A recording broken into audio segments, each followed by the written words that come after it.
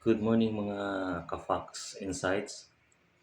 Mainit na usapin ngayon mga kaibigan yung nangyaring shooting incident sa isang paaralan sa Tacloban, Leyte na kung saan ang involved na naman mga kababayan ay mga minors, 14 and 15 years old.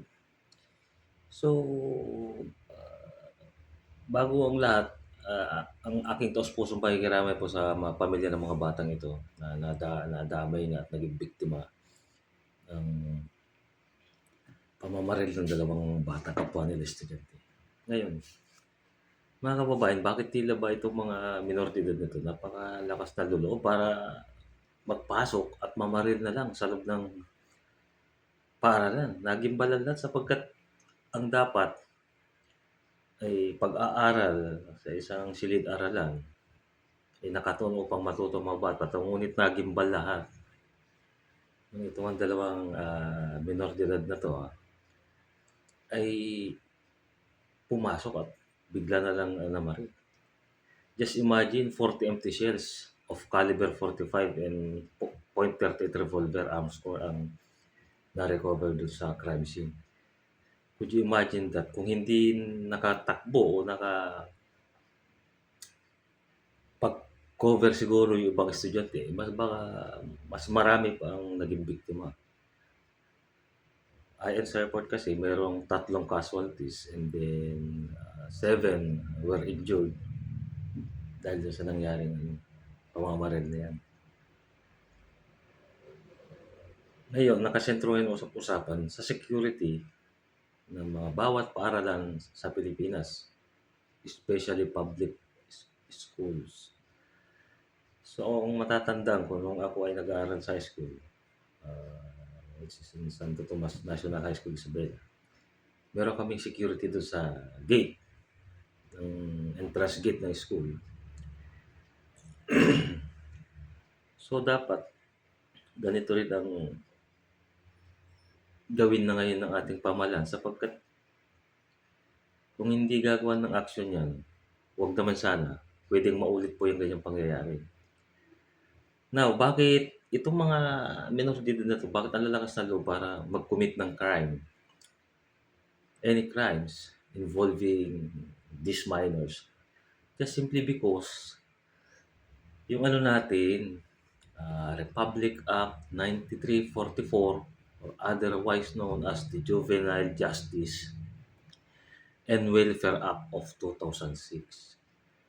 Ang batas po kasi na ito ang pumoprotekta sa mga kabataang nagkakasala sa batas. Hindi ho sila ikinukulong kagaya ng mga adults na nag-commit ng crime. Matik, may kaso ka, diretso ka sa kulungan. No, hindi ganun yung ibig sabihin ng ano na to. Ang 15 pababa, kabataan. If they committed a crime, they will not put in jail automatically. But isasailalim sila sa tinatawag na intervention. Merong pagdadala sa kanila isang institusyon kung saan doon sila mamamalagi habang sila ay under counseling, mga yung papangaralan, ganyan-ganyan. Para mabago yung kanilang pananaw sa buhay. At ito ay pinagtibay ng Republic Act 10630 noong 2013. Actually, wala namang binago yan. Dinagdagan lang yung mga provision yan. Kaya itong mga batang ito, hindi lang yan ang pangyayaring ganyan. Marami ng insidente kung saan involved ang mga minor de edad. So, ano ang dapat gawin? Anong mga precautionary measures na gagawin ng bawat school campus? Well, humingi kayo ng budget dyan sa kongreso na yan. Dahil sila ang gumagawa ng budget at nagpapasa ng budget dyan. Humingi kayo ng budget para every public school campus, especially in high schools, dapat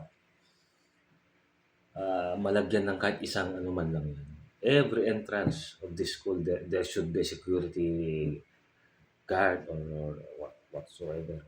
Para magkaroon man lang ng, medyo maiilang ba yung mga estudyante na magpapasok ng For example, gaya niya, paano nakapasok yung dalawang baril? Saan nila itinago? How they concealed it? Di ba? Because wala siguro security dun sa gate, dun sa entrance. No one frisking everyone that entering the school premises. That's why nakapasok yan. Just imagine, 14 years old, 15 years old, bumitbit ng baril, ipinasok sa school premises without knowing the students or the faculty members of the school. Tapos namaril na lang na namaril. O sa ngayon, ano magiging kaso niya? Paano mo ikukulong yan? Hindi nga pwede ayon sa batas. Hindi mo makukulong sa selda yan para pagtanda. Diba? Kaya kayo mga congressmen dyan, gumising na kayo, gumawa na kayo ng magtrabaho. Hindi puro politikang iniisip niyo, puro impeachment. Magtrabaho naman kayo.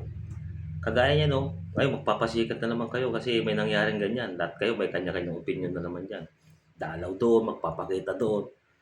Pag walang nangyari, nakatutok lang kayo dyan sa impeachment dyan sa Senado. Okay, mabuhay tayo lahat. Good morning, this is Fox Insights once again. Just like, share, and comments na rin. Thank you. God bless.